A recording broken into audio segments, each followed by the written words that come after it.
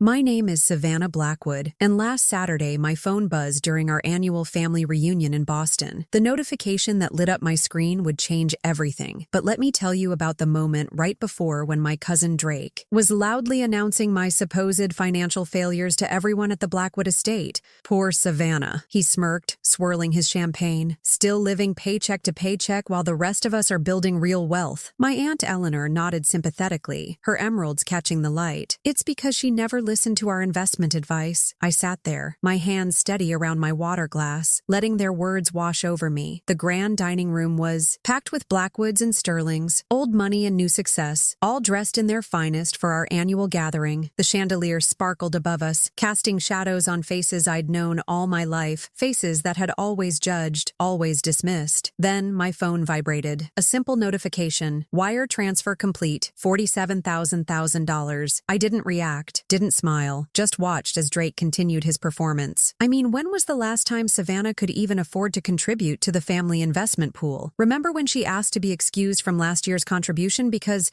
her bank account was temporarily low? Laughter rippled through the room. My mother looked away, embarrassed by her daughter's perceived poverty. My father buried himself in his phone, avoiding the scene entirely. The family had always measured worth in dollars and cents, and in their ledger, I was worthless. If they only knew that while they laughed, I had just closed the largest tech deal in Boston's history. My startup, built in secret over 5 years, had just been acquired for a sum that would make their family investment pool look like pocket change. But I didn't say a word. Not yet. The night was young, and revenge, like good wine, is best served at exactly the right moment. To understand how I got here, you need to know about the Blackwoods. We weren't just wealthy, we were Boston aristocracy, with roots tracing back to shipping fortunes and railroad empires. Every Blackwood was expected to follow a predetermined path: prestigious schools, strategic marriages, and carefully managed trust funds. I was different from the start. While my cousins competed for grandfather's approval with their investment returns, I spent summers coding in my room. Drake went to Harvard Business School. I chose MIT for computer science. Wasting your potential, Aunt Eleanor would say, shaking her head at family dinners. Technology is for people who can't manage real money. The real break came 5 years ago. My trust fund was set to mature on my 30th birthday $2 million that would finally give me a seat at the adult table, as my father put it, but I had other plans. The night before my birthday, I signed it all away, investing every penny into my startup idea, a cybersecurity platform that could protect financial systems in ways the industry had never seen. My family was horrified. Mother cried for weeks. Father threatened to have me evaluated for mental competency. Drake started the rumor that I'd been scammed by internet criminals. The annual family investment pool of $500,000 buy-in tradition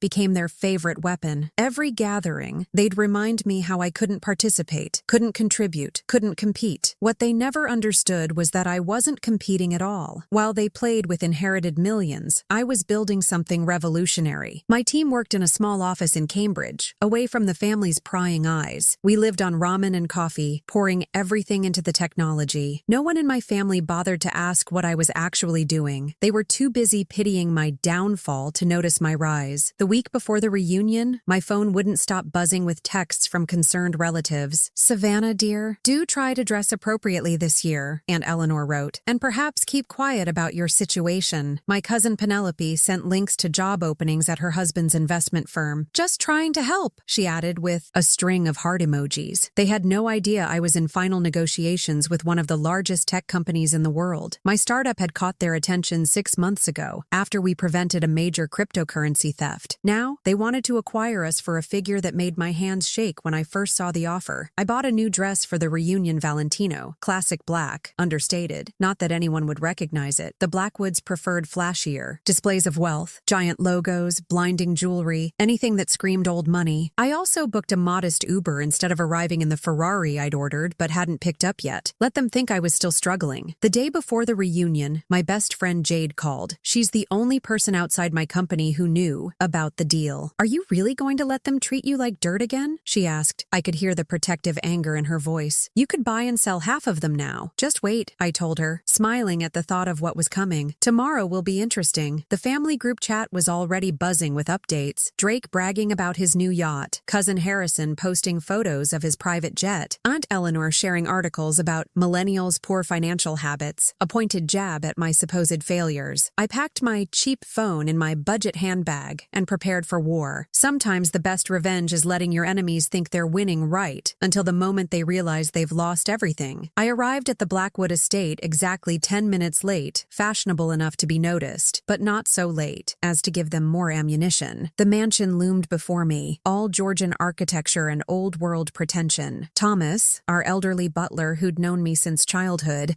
gave me a gentle smile as I handed him my coat. He, at least, had never judged. "Savannah, you actually came!" Drake's wife Charlotte air-kissed my cheeks, her eyes scanning my outfit for flaws. "And in something nice. How unexpected." Her smile didn't reach her eyes. Behind her, I could see others watching, whispering, assessing. The grand hall was a sea of designer labels and family politics. Cousin Harrison cornered me first, champagne, sloshing as he gestured. "You know, if you'd invested in my hedge fund last year like I suggested, you wouldn't be in this position." His concern was as fake as his tan. I moved through the crowd, accepting backhanded compliments with practiced grace. "At least you're keeping up appearances," Aunt Eleanor stage whispered to my mother, though heaven knows how she affords even that. The tension built with each interaction. Every smile held a sneer, every question concealed a judgment. My cousin, Penelope's husband James, actually pulled out his business card. "When you're ready to get serious about your future, call me. We always need administrative assistance." I checked my phone discreetly. The wire transfer was scheduled for exactly 8:30 p.m. during the traditional family portfolio review, Drake's favorite part of every reunion, where he'd showcase everyone's contributions to the family fund. The fund I'd been too poor to join. The clock struck 8. Dinner was announced. I took my assigned seat at the far end of the table, the place reserved for family disappointments, and waited. Drake stood at the head of the table, tablet in hand, ready for his annual performance. "Let's review this year's family fund performance," he announced, practically preening. "Thanks to my leadership, we've seen a 15% return." Polite applause rippled through the room. My mother avoided my eyes, ashamed that her daughter hadn't contributed a dime. That's when my phone buzzed loudly enough for heads to turn. The notification lit up my screen. "Wire transfer complete. $47,000. Sorry," I said, lifting my phone. "Just a notification." I paused, letting my voice carry. "My company was acquired today. I should probably check the details." The room froze. Drake's presentation stuttered. "Your what company?" I took a slow sip of water. "My cybersecurity startup. The one you all said was a waste of my trust fund?" I smiled, sliding my phone into the center of the table. "Would anyone like to see the transfer amount?" Aunt Eleanor grabbed the phone first, her face draining of color. The device passed from hand to hand, each family member's expression shifting. From disbelief to shock to something close to panic. My father dropped his fork. My mother's hand flew to her pearls. That's impossible," Drake sputtered. "You were broke. You couldn't even join the family fund." "I wasn't broke," I corrected him softly. "I was building. There's a difference. By the way, about that 15% return, my company's value increased by 4,000% in 5 years. But please, continue telling me about smart investments." The silence was deafening. Charlotte's champagne glass slipped from her, fingers shattering on the marble floor. No one moved to clean it up. They were all too busy recalculating their relationships with the family's newest millionaire. The next hour was a masterclass in family hypocrisy. Suddenly, everyone had always believed in me. Cousin Harrison couldn't remember saying my career was a joke. Aunt Eleanor swore she'd just been trying to motivate me with her constant criticism. "Darling," my mother gushed, reaching across the table to grasp my hand. "Why didn't you tell us? We could have helped, supported you." Her eyes sparkled with the same excitement she used to reserve for Drake's business ventures. Drake tried a different approach, his salesman's smile firmly in place. "This is fantastic, Savannah. We should talk about investing some of that money in the family fund. With your contribution, we could really make something spectacular happen." I gently pulled my hand from my mother's grip. "Actually, I've already decided where the money's going. I'm launching a tech incubator for young entrepreneurs who don't have trust funds to fall back on." I paused, letting that sink in. "People like who I used to be before I proved you all wrong." The reactions were immediate. Aunt Eleanor's face tightened. Drake's smile froze. My father finally spoke up, his voice carrying that familiar note of disapproval. "Now, Savannah, you're part of this family. We should discuss major financial decisions together. Like you discussed taking away my seat at the table?" I asked quietly. "Or like you discussed spreading rumors about my financial status?" Each word landed like a stone in still water, rippling through the uncomfortable silence. Penelope tried one last time. "Family sticks together, Savannah. We've always been there for each other." "No," I corrected her, standing up. "You've always been there for each other. I was just the cautionary tale. But don't worry, I've learned exactly who my family is. plans. The weeks following the reunion taught me more about human nature than any business deal ever could. My phone, once silent except for judgmental texts, now exploded with messages from long-lost relatives. Second cousins I'd never met wanted to reconnect. Family friends suddenly remembered my existence. I hired a personal assistant to filter through the requests. Emily, a sharp-minded recent graduate, took particular pleasure in crafting polite rejections to the endless investment proposals and partnership opportunities that flooded my inbox. "Your cousin Drake called again?" she'd say, rolling her eyes. Something about a unique opportunity in yacht timeshares. The most valuable lesson wasn't about money, it was about worth. For years, I'd carried the weight of their disapproval, thinking something was wrong with me for choosing a different path. Now I understood that their judgment had never been about my choices. It was about their own insecurities, their desperate need to validate their way of life by dismissing mine. I set clear boundaries. Family events became optional, not obligatory. When I did attend, it was on my terms. No more sitting at the far end of the table, no more tolerating backhanded compliments or condescending advice. I spoke at tech conferences, mentored young entrepreneurs, and built something meaningful with my success. My mother still doesn't understand. "You could be the family's new financial leader," she said during one of her attempts to bridge the gap. Drake would step aside. "I don't want to lead the family," I told her. "I want to change the world." She heard the words, but missed the meaning, just like they'd always missed the point of my journey. The old Savannah would have tried to explain, to seek their approval. The new Savannah knows better. Success isn't about proving them wrong. It's about proving myself right. The tech incubator I launched became everything I'd dreamed of and more. We set up headquarters in a renovated warehouse in Cambridge, far from the stuffy Blackwood estate. Young innovators filled the space with energy, ideas, and the kind of passionate drive my family had never understood. Within 6 months, we funded 15 startups focusing on founders who'd been told their dreams were too risky, too different, or too ambitious. Each time I signed a funding check, I remembered how it felt to have my own vision dismissed. Success became about more than money. It was about changing the narrative. My personal portfolio grew in ways that would have made Drake's head spin. While the family fund celebrated their 15% returns, my investments in cutting-edge technology yielded returns that would have seemed impossible to their old money mindset. But I never bragged, never flaunted. Real power doesn't need an audience. The press started calling me the silent phoenix of tech, a reference to both my quiet rise and my habit of finding and funding overlooked talent. Forbes featured me in their 40 Under 40 issue. The article mentioned my family background briefly, noting how I'd departed from the traditional Blackwood path. Aunt Eleanor called to complain about the inappropriate exposure of family matters. I bought a penthouse in Boston's Seaport District, with views of the harbor my ancestors once dominated with their ships. But unlike them, my fortune wasn't built on other people's labor, it was created by believing in people's potential. Every morning, I watch the sunrise over the water, sip my coffee, and remember that true independence isn't about having money. It's about having the courage to define success on your own terms. A year after the reunion, the Blackwood family dynamics had shifted permanently. Drake's influence waned as his investment strategies proved increasingly outdated in the digital age. The family fund, once the crown jewel of their pride, started losing money to more aggressive tech-focused competitors. Ironic, considering how they'd mocked my industry. Aunt Eleanor still hosts her monthly family luncheons, but my empty seat speaks volumes. I hear through the grapevine that they discuss me often not as the family failure anymore, but as a cautionary tale of a different sort. She abandoned her heritage, they whisper, as if choosing my own path was a betrayal rather than salvation. My parents attempted reconciliation in their own way. Mother sent expensive gifts I never asked for, each one accompanied by notes about family unity. Father tried to arrange casual meetings through mutual business acquaintances. I remained polite but distant, like the ocean separating ships that once sailed together, but now follow different stars. The younger generation, though they're different. My teenage cousins reach out through social media,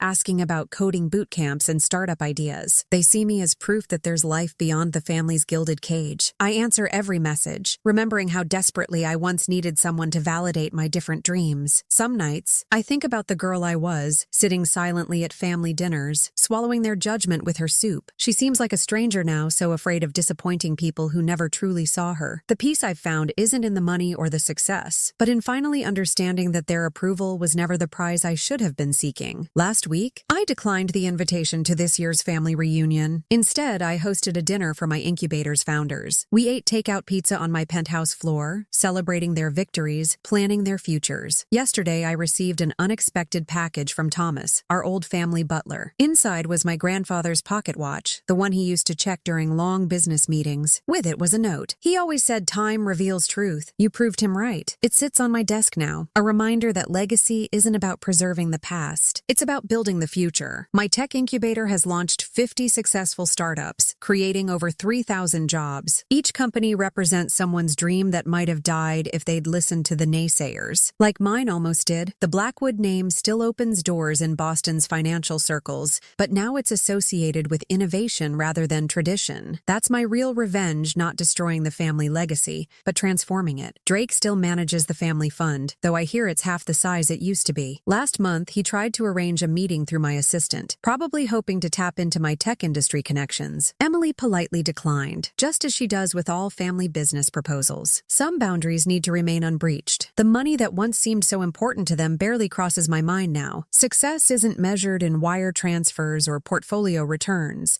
It's in the eyes of young entrepreneurs when their ideas take flight, in the quiet satisfaction of proving that different doesn't mean wrong, in the freedom to choose your own path and help others find theirs. If you're watching this and feeling pressured to follow someone else's definition of success, remember my story. The family that laughs at your dreams today might be studying your methods tomorrow, but by then, you'll have learned what I did. True wealth isn't in your bank account. It's in having the courage to believe in yourself when no one else will. Sometimes the best revenge isn't about getting even. It's about getting free. Thanks for listening. Don't forget to subscribe for more powerful revenge stories. And if you've ever faced betrayal or family drama, feel free to share your story in the comments, because your voice matters here.